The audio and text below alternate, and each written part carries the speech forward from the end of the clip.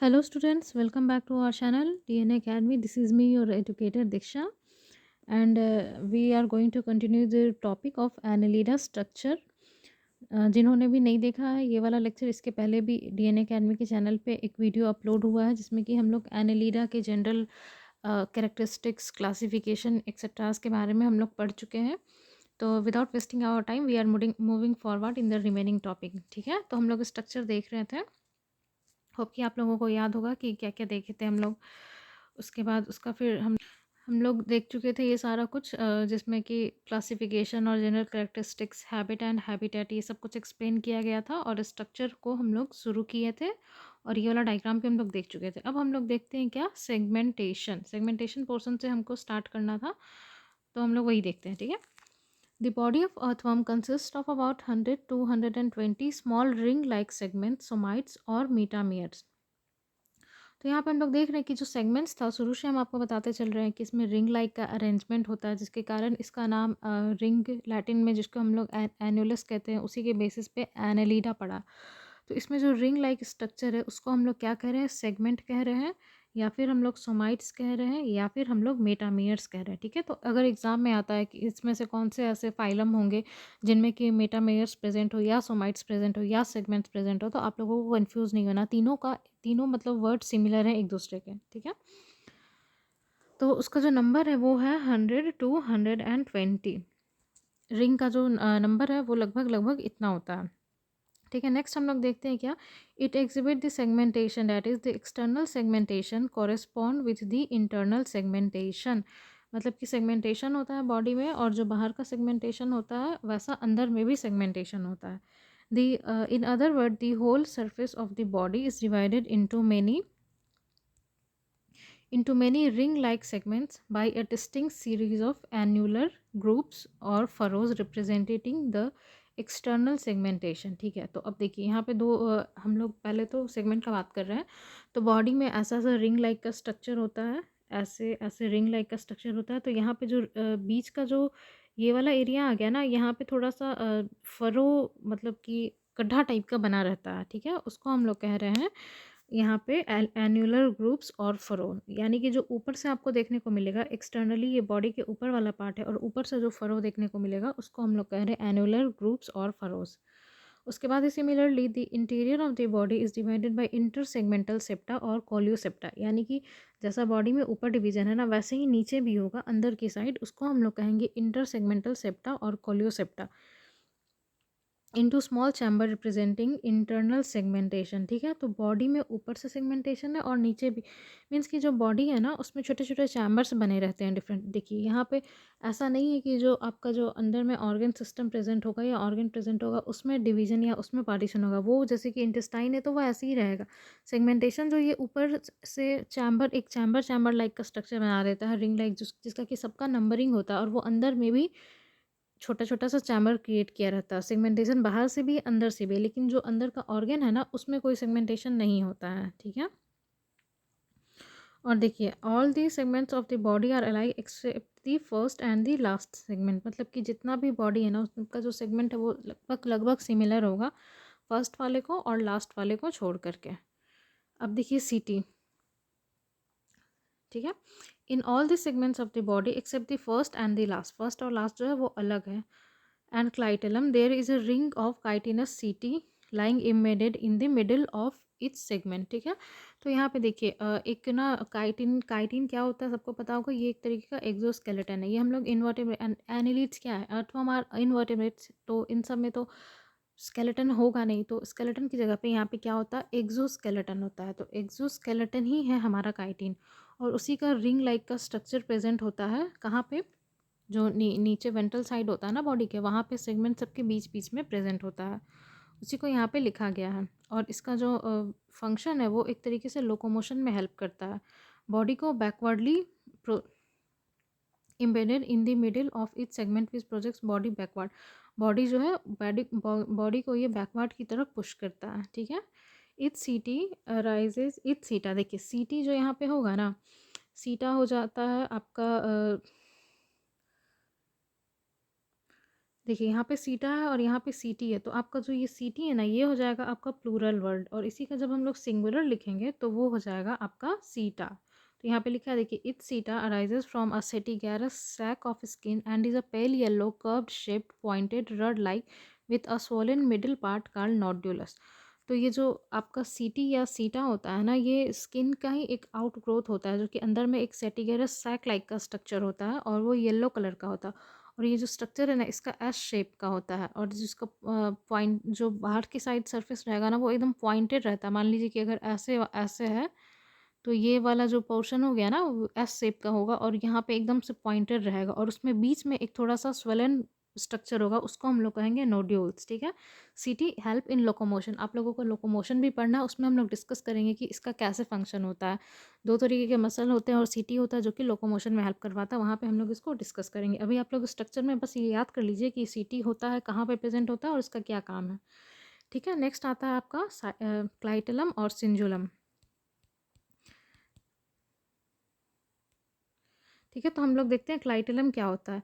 In a mature worm there is a prominent circular band of a glandular tissue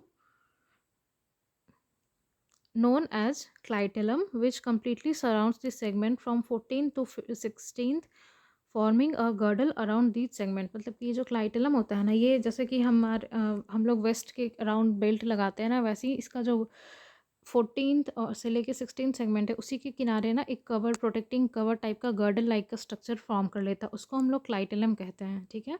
और ये जो clitellum है ना, इसका क्या हेल्प होता है, क्लाइटेलम से म्यूकस सिक्रीट होता है, एल्ब्यूमन सिक्रीट होता है, जो कि हेल्प करता है आपका बाद में इसके फर्टिलाइजेशन में उसका रोल आता है। इसको हम लोग वहाँ पे डिस्कस कर लेंगे। ठीक है। देखिए, the glandular cell of clitellum secrete mucus albumen and material for forming cocoon. Cocoon form होता है इसके बॉडी में, कुकून में ही ना ये हेल्प करता है। क्या हेल्प करता है? क्लाइटेलम। ठीक है। Which assist in fertilisation as the eggs are laid in them. Due to the presence of clitellum the body of earthworm is divided into following region. अब देखिए, क्लाइटेलम के बेसिस पे इसका जो बॉडी है ना, उसको 3 भाग में हम लोग डिस्ट्रीब्यूट कर लेते हैं। पहला है प्री क्लाइटेलर रीजन। तो देखिए, जो ये इसका जो बॉडी होता है ना, शुरू से हम लोग बात करें, सेगमेंट होता है, सेगमेंट होता है, तो सेगमेंट्स का अब हमको नंबर याद करना है। ऐसा सेगमेंट कौन सा है, कहाँ बोलने से नहीं होगा, हमको सेगमेंट याद करना होगा। तो देखिए, जो फर्स्ट से लेकर के 13 तक का सेगमेंट है ना, उसको हम लोग कहते हैं प्री क्लाइटेलर रीजन। अगर देखिए 14 से 16 तक को हम लोग कह रहे हैं क्या है, क्लाइटेलर रीजन है, तो जो इसके पहले वाला होगा ये प्री हो जाएगा, और ये हो जाएगा क्लाइटेलर, उसके बाद वाला हो जाएगा पोस्ट। तो यहीं पे लिखा हुआ है क्या, कि सेगमेंट फ्रॉम फर्स्ट टू देखिए, first to 13th the first segment is characteristically called peristomium. तो ये जो पूरा रीजन है ना, इसको हम लोग कह दे रहे प्री क्लाइटेलर। लेकिन जो फर्स्ट वाला सेगमेंट है, जो सबसे पहला प्रिमिटिव वाला सेगमेंट है, उसको हम लोग कह रहे हैं पेरिस्टोमियम। पेरी का मतलब हो जाता है अराउंड, किसी भी चीज़ के किनारे को हम लोग कहेंगे पेरी, और स्टोमा को हम लोग कहते हैं माउथ। कुछ सारे बायोलॉजिकल ऐसे टर्म होते हैं, जैसे पोडिया का मतलब लेग हो जाता है, स्टोमा का मतलब माउथ हो जाता है। ठीक है। तो वही यहाँ पे लिखा हुआ है कि पेरी का मतलब हो गया अराउंड, स्टोमा का मतलब हो गया माउथ। तो फर्स्ट वाले सेगमेंट को हम लोग कह रहे हैं peristomium, surrounds the mouth. At the interior end of peristomium there is a small fleshy lobe called prostomium. Pro मतलब बिफोर, स्टोमा मतलब माउथ। ठीक है। पेरी का मतलब हो गया पहले और प्रो का मतलब हो गया बाद में। तो जो एंटीरियर पोर्शन है हमारा पेरिस्टोमियम का, उसका जो इंटीरियर पोर्शन है, वहाँ पर एक प्रेजेंट होता है जिसको कि हम लोग कहते हैं प्रोस्टोमियम। ठीक है। प्रो का मतलब हो गया बिफोर, यानी कि जहाँ पे पेरिस्टोमियम रहेगा उसके पहले हमारा आ जाएगा प्रोस्टोमियम। इसका स्ट्रक्चर हम अभी आपको डिस्कस करते हैं। The prostomium is not a segment and remain separated from the peristomium by a groove. यानी कि जो ये देखिए, जो ग्रूव वाला स्ट्रक्चर होता था ना, उसी से ये सेपरेट रहेगा, ऐसे करके अलग से लोब लाइक का स्ट्रक्चर बना हुआ रहेगा। ठीक है। देख लेते हैं इसका फिगर है कि नहीं है यहाँ पे। ओके, नहीं, आपको डाइजेस्टिव वाले सिस्टम में जहाँ पे माउथ का स्ट्रक्चर आएगा डिटेल्स में, वहाँ पे डायग्राम देख के हम एक्सप्लेन किए करेंगे, किया हुआ है वहाँ पे। ठीक है। नहीं, देखिए यहाँ पे, देखिए माउथ हो गया ये आपका, ये वाला स्ट्रक्चर देखिए, ये वाला रीजन हो गया आपका माउथ। ठीक है। और यहाँ पे आ गया हमारा पेरिस्टोमियम, पेरिस्टोमियम आ गया इधर पे। और ये जो उसके भी ये देखिए पेरिस्टोमियम अगर ये है तो उसका एंटीरियर ये होगा, ये होगा, ये वाला होगा एंटीरियर, ये वाला होगा पोस्टीरियर, पोस्टीरियर। तो यहाँ पे जो एंटीरियर पोर्शन है ना उसको हम लोग कह रहे हैं प्रोस्टोमियम। पेरी का मतलब होता है अराउंड और स्टोमा का मतलब होता है माउथ, यानी कि ये है माउथ, अगर ये वाला माउथ है तो इसके अराउंड वाला हो जाएगा आपका पेरिस्टोमियम। और इसके जो पहले वाला है, प्रो का मतलब होता है पहले और स्टोमा का मतलब हो गया माउथ, तो ये वाला पोर्शन हो जाएगा आपका प्रोस्टोमियम। क्लियर है यहाँ से? अब देखिए, अब हम लोग चलते हैं वापस से जहाँ पे हम लोग इसको डिस्कस कर रहे थे। अब देखिए नेक्स्ट आता है क्लाइटेलर रीजन। क्लाइटेलर रीजन हम लोग किसको कहेंगे? 14, 15 डेंस सेगमेंट पहले ही पढ़े, 14 से 16 तक को कहते हैं। उसके बाद पोस्ट क्लाइटेलर रीजन, तो पोस्ट क्लाइटेलर रीजन में आ जाएगा वो 14 तक तो हो गया ना, तो अब 17 से लेकर के आगे वाले को हम लोग बोलेंगे। देखिए, this region is represented by all this segment of the body later and after clitellum that is stars from 17 segment to the last of the body. मतलब कि 17 से लेके लास्ट तक जो होगा उसको हम लोग कह देंगे पोस्ट क्लाइटेलर रीजन। ठीक है, तो यहाँ तक सबको क्लियर हो गया कि क्लाइटेला हम लोग क्या कर रहे हैं, 14 से फिर 16 है। उसके बाद हम लोग उसी के बेसिस पे प्री क्लाइटेलर और पोस्ट क्लाइटेलर ऐसे करके हम लोग डिस्ट्रीब्यूट कर रहे हैं। अब देखिए आता है एक्सटर्नल अपर्चर। अपर्चर का मतलब क्या होता है? छोटा सा होल लाइक का स्ट्रक्चर जिससे कि कुछ इनटेक या आउटटेक का काम हो सके। तो सबसे पहला आता है mouth. It is a crescentic aperture situated just below the prostomium on the ventral side surrounded by first segment of the body the peristomium और द बकल सेगमेंट। ये भी अभी आपको डायग्राम देके मैंने एक्सप्लेन किया था। नेक्स्ट देखिए anus. It is the exit of the alimentary canal by which undigested wastes are removed. It is situated at the terminal end. Obvious सी बात है, एनस सिक्रीशन का सॉरी एक्सक्रीशन का काम होता है, तो उससे जितना भी बॉडी का वेस्ट है वो सारा बॉडी के बाहर रिमूव होता है, तो वो टर्मिनल एंड पे प्रेजेंट होता है। उसके बाद आता है genital opening. Earthworm is a hermaphrodite, so male and female genital aperture are found in the same individual. ठीक है, अर्थवर्म क्या है? हर्मेफ्रोडाइट है। हर्मेफ्रोडाइट हम लोग किसको कहते हैं? ऐसा एनिमल जिसके पास बोथ मेल एंड फीमेल दोनों गमीट्स हो, उसको हम लोग कहेंगे हर्मेफ्रोडाइट। उसका कुछ कुछ एग्जांपल होता है, जस्ट लाइक कि आपका सी एलेगन हो गया और अर्थवर्म हो गया। तो इसके पास मेल और फीमेल दोनों ही जेनाइटल ओपनिंग्स होता है। तो सबसे पहले हम लोग देखते हैं mail genital aperture. A pair of male genital aperture are situated lateroventrally in the 18th segment. These are crescentic opening through which the male reproductive bodies are discharged. तो सबसे पहले हम लोग मेल अपर्चर देखते हैं। तो मेल जेनाइटल अपर्चर कहाँ पे? इसका हम लोग नंबर याद करेंगे 18 सेगमेंट में है। देखिए सेगमेंटेशन का नंबर बहुत इंपॉर्टेंट आ जाता है, क्योंकि इसका जो पूरा बॉडी वो सेगमेंट में डिवाइडेड है, तो उसका नंबर हमको हमेशा ध्यान में रखते चलना है। ठीक है, तो यहाँ पे क्या हो गया? 18 सेगमेंट हो गया और इसका पोजीशन बता रहा है लेट्रोवेंट्रली।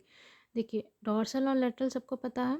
मान लीजिए कि ये अर्थवर्म का बॉडी है ऐसे, तो ऊपर वाला हो गया डॉर्सल, नीचे वाला हो गया वेंट्रल, और जो साइड साइड पे आएगा ना, मतलब कि साइड वाला जो आ जाता है ना, जैसे कि लेफ्ट और राइट साइड में जो डिवाइडेड रहेगा उसको हम लोग कहेंगे लेट्रोवेंट्रली, जो साइड से आता है। थोड़ा साइड्स और नीचे की तरफ पे इसका जो अपर्चर है वो प्रेजेंट होगा। ठीक है, 18th नंबर सेगमेंट पे होगा मेल जेनाइटल। अब हम लोग देखते हैं female genital aperture. It is a median aperture situated at the ventral side. तो फीमेल वाला जो है वो सीधा सीधे वेंट्रल होगा, ये लैट्रोवेंट्रल नहीं होगा। जो मेल है वो हो जाएगा लैट्रोवेंट्रल और जो फीमेल है वो खाली वेंट्रल साइड पे हो जाएगा और 14th सेगमेंट में प्रेजेंट हो जाएगा। ठीक है, through which the female reproductive bodies are discharge. तो जो फीमेल जेनाइटल अपर्चर है इसके थ्रू जो फीमेल गैमेट्स या फिर जो भी रिप्रोडक्टिव बॉडी होता है वो सारा कुछ यहाँ से डिस्चार्ज हो जाएगा। ठीक है, अब नेक्स्ट देखिए spermathecal pore. Spermathecal pores, these are 4 pair of small ventrolateral spermathecal aperture lying intersegmentally between the groups of the segment 5th 6 7 7th 8 8 9। अभी देखिए वहाँ पे हम लोग देखिए 14 नंबर सेगमेंट है, 18 नंबर सेगमेंट है, ऐसे ऐसे हम लोग देखें। अभी यहाँ पे क्या दिख रहा है? 5 6, ना तो ये 5 पे है ना तो ये 6 पे, तो ये कहाँ होगा? इसका पोजीशन कहाँ होगा? तो इसका पोजीशन होगा बिटवीन 5 एंड 6। मतलब कि जैसे एक सेगमेंट ऐसे एक सेगमेंट ऐसे हो गया तो दोनों के बीच में होगा, मतलब कि ये साइड में हो जाएगा, बीच में इधर नहीं जाएगा, दो सेगमेंट के बीच में होगा। कैसे होगा ये देखिए, यहाँ पे दिख रहा है आपको? देखिए यहाँ पे है ना between 5th 5th and 6th segment, यहाँ पे आपको स्ट्रक्चर दिख रहा होगा बिटवीन 5th एंड 6th, उसके बाद 6 एंड 7, 7 एंड 8, 8 एंड 9। तो ये क्या हो गया, स्पर्माथिकल पोर। तो ये कैसा हो गया, इंटर सेगमेंटल। इंटर सेगमेंटल क्यों हुआ, क्योंकि ये दो सेगमेंट्स के बीच में, इंटर और इंट्रा होता है ना, तो इंटर का मतलब हो जाएगा दो सेगमेंट्स के बीच में, और जब इंट्रा होता है तो विद इन ए सेगमेंट हो जाता। तो ये हो गया आपका स्पर्माथिकल पोर। इसका आप लोग पोजीशन याद रख लीजिएगा, 5 से लेके 9 तक में सबके बीच बीच में एक एक, 5 से 6, 6 से 7, ऐसे ऐसे करके, ठीक है। होप कि यहाँ डायग्राम देख के आप लोगों को क्लियर हो गया होगा। अब देखिए, अब नेक्स्ट देख रहे हैं नेफ्रीडियोपोर्स। A large number of very minute nephridiopods are found situated throughout the body of earthworm except the few anterior segments. तो ओवरऑल बॉडी पे नेफ्रीडियोपोर सिचुएटेड रहता है एक्सेप्ट कुछ एंटीरियर सेगमेंट्स को छोड़ के। These pores are aperture of integumentary nephridia through which metabolic wastes of the body are removed. इसके through जो बॉडी का जो भी नाइट्रोजनस वेस्ट होता है या मेटाबॉलिक जो भी वेस्ट होता है वो सारा कुछ रिमूव्ड आउट होता है। These pores found scattered all over the body. इसका कोई भी आपके लिए अच्छा है कि इसका कोई भी सेगमेंट नहीं दिया हुआ है, थ्रू आउट द बॉडी ये स्कैटर रहता है, मतलब बॉडी पे कहीं भी प्रेजेंट है, इसका कोई भी डेफिनेट या पार्टिकुलर प्लेस नहीं दिया हुआ है। अब देखिए dorsal pore. These pores are situated along the mid-dorsal line in the intersegmental groove as minute opening and lead directly into the body cavity. ठीक है, तो जो बॉडी का जो डॉर्सल सरफेस होता है वहाँ पे जो मिड डॉर्सल लाइन है उसी के ऊपर से छोटे छोटे डॉर्सल पोर प्रेजेंट होते हैं। The first dorsal pore lies in the furrows between segment 12th and 13th while there is a pore in each of the succeeding intersegmental furrows of the worm except the last। मतलब कि 12th and 13 के बीच में first जो dorsal पोर होता है वो 12th और 13 के बीच में होता है, उसके बाद से सबके बीच बीच में इंटरसेगमेंटल होता है। ये भी देखिए यहाँ पे लिखा हुआ इंटरसेगमेंटल, यानी कि जैसे कि हम लोग स्पर्माथिकल पोर देखे थे ना, वैसे यहाँ पे भी होगा कि बीच बीच में दो दो सेगमेंट्स है ना, उसके बीच बीच में प्रेजेंट होगा। इसीलिए यहाँ पे एक सेगमेंट का नाम नहीं लिखा है, 12th एंड 13th मीन्स कि दोनों के बीच में, उसके बाद वैसे ही कर करके सभी सेगमेंट्स के बाद में प्रेजेंट होगा एक्सेप्ट द लास्ट वन, ठीक है।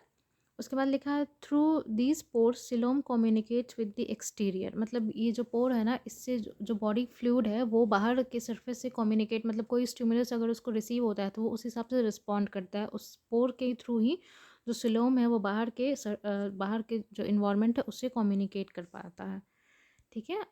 अब नेक्स्ट देखिए, यहाँ पे आ जाता है जेनाइटल और कॉपुलेटरी पैपिला। देखिए in the same line with the male pores on the ventral side of each on the ventral side of each of the 17th and 19th segment there is a pair of circular and raised papilla. These are the genital or copulatory papilla. Each genital papilla bear a cup-like depression at the top but not any aperture. During copulation the genital papilla function as sucker. तो मतलब कि 17th and जो 19th segment है ना, इसके पास एक circular और थोड़ा सा डिप्रेस्ड कप लाइक का स्ट्रक्चर होता है, उसको हम लोग कह रहे हैं जेनाइटल पैपिलिया। इसका क्या फंक्शन होता है, इसके अंदर में कोई अपर्चर नहीं होता या फिर ये अंदर में इसके कोई खास स्ट्रक्चर नहीं होता, ये बस एज ए सकर का काम करता है। कब करेगा, जब कॉपुलेशन होगा, जब जो दो अर्थवर्म का मीटिंग होगा ना, उस टाइम में यहाँ पे एक पैपिलिया लाइक का स्ट्रक्चर होगा जो कि होल्ड करने के काम आएगा। तो उसी को हम लोग कह रहे हैं जेनाइटल और कॉपुलेटरी पैपिला। इसका कोई खास फंक्शन नहीं है, लेकिन ये एज अ सकर का काम करता है। क्या काम होता है इसका, कॉपुलेशन के टाइम में ये होल्ड करने का काम करता है, और इसका जो पोजीशन है वो 17th एंड 19th है। तो बेसिकली जितना हम लोग अर्थवर्म के स्ट्रक्चर को देखे हैं उससे ये समझ में आ रहा है कि सेगमेंट्स के नंबरिंग का याद होना बहुत ही ज़रूरी है। एग्जाम में इससे MCQs आते हैं आपके कि इतने नंबर सेगमेंट में क्या है या फिर इस सेगमेंट का क्या लोकेशन है, तो वो आपको सबसे ज़्यादा ध्यान में रखने की ज़रूरत है, क्योंकि फंक्शन अगर आपका एक्सप्लेन किया हुआ रहेगा, दिमाग में रहेगा, तो जो भी आएगा आप उसको डिटेल में लिख सकते हो, बट ये जो नंबरिंग है ना, ये आपको याद करना होगा।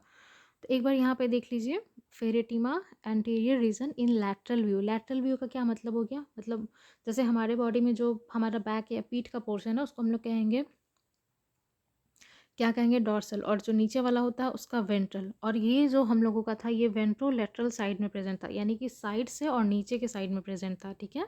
तो देखिए यहाँ पे स्पर्माथिकल पोर्स है, तो इसका हमको पोजीशनिंग याद, आप लोगों को याद हो जाना चाहिए। 5 से 6, 6 से 7, 7 से 8, 8 से 9 में है।